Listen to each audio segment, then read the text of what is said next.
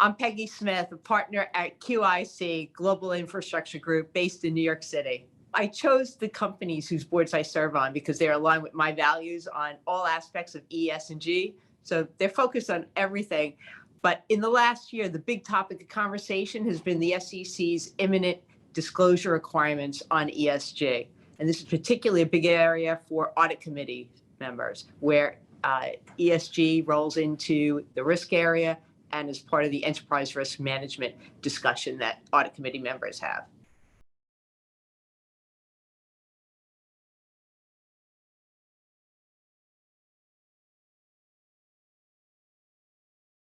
Hi, I'm Helen McNamee. I am the ESG and sustainability leader at QIC Infrastructure in New York. As sustainability-focused investors, our ultimate goal is to leverage ESG considerations to make our investments more resilient over the long term and to generate value for our portfolio companies and ourselves as investors. To do so, we need to take a materiality lens approach, which is to say, what are the most material ESG factors affecting a given industry and company?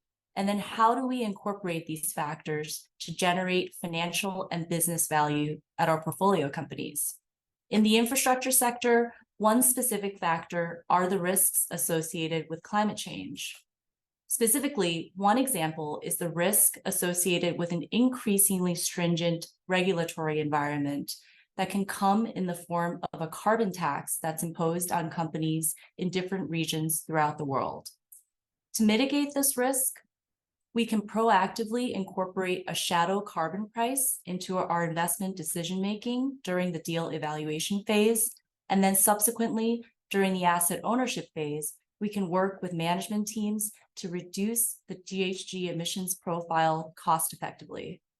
On the climate change opportunities side, one good example is a parking concession business similar to QIC's investments in Mass Park and Campus Park that can capitalize on an opportunity to invest early on and sensibly in EV charging infrastructure, giving it a competitive advantage as EV adoption continues to escalate.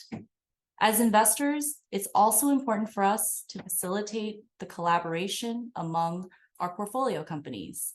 To this end, we have established periodic cross-portfolio forums where we bring together the chief sustainability officers of our portfolio companies, where they can discuss key topics and share learnings with each other.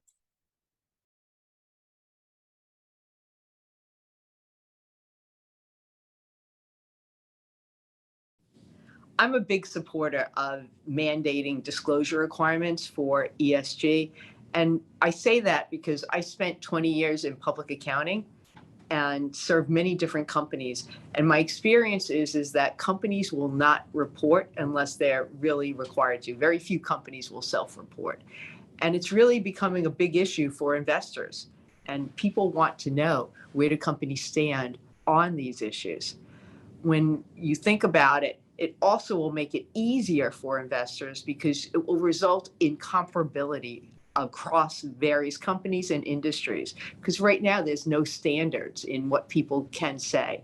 And so by having mandated guidelines and rules, it will force comparability, it will force disclosure, and make it easier for companies to assess what are the E, S, and G issues in various organizations and help inform their investment decisions accordingly. So I'm a supporter of it.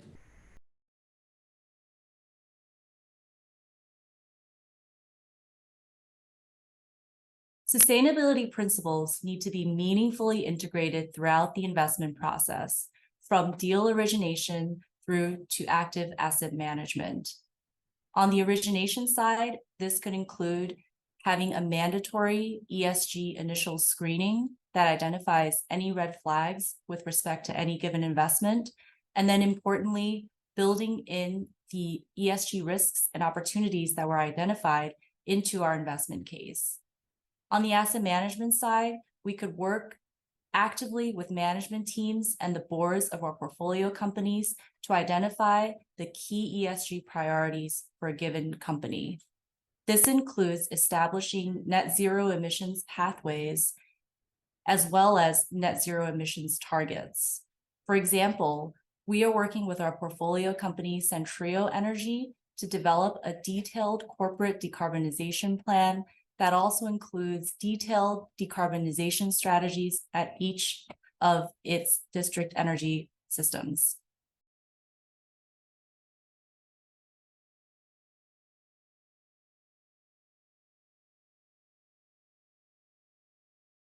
The CFO and the finance organizations have to own ESG in their companies. And that's because the CFO is often the chief risk officer, the chief strategist, and the chief communicator in the company. And ESG is a risk, but also a tremendous opportunity for the company. And so that's why CFOs really need to own it and embrace it.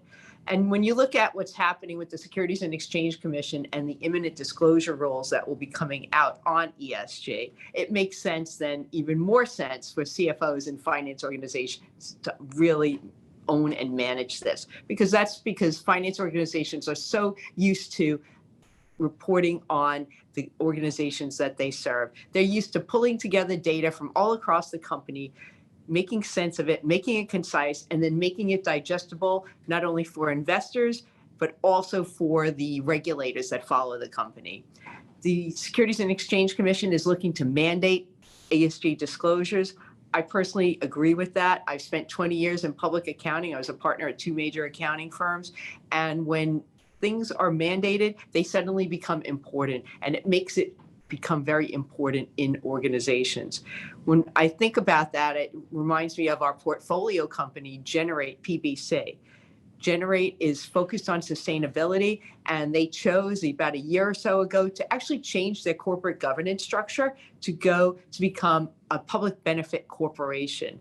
And as a result of that, they have been disclosing very transparent disclosures about how Generate serves the communities and benefits those communities that it touches. I think this is a really good role model for other companies to follow.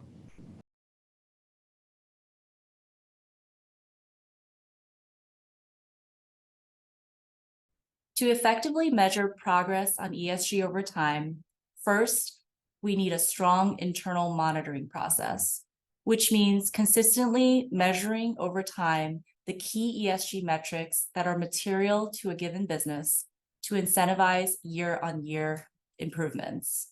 The second thing I would say is to automate the tracking as much as possible. This means moving beyond Excel spreadsheets and ideally adopting software platforms that can aggregate data systematically and collectively quickly. And finally, using independent, globally accepted standards to benchmark both portfolio company and fund level performance.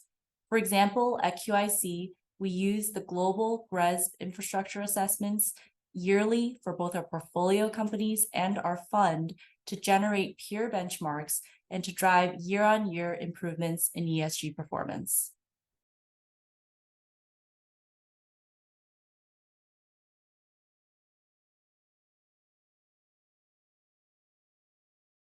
Number one recommendation is roll up your sleeves and get involved. ESG and energy transition, social issues, they're not going away.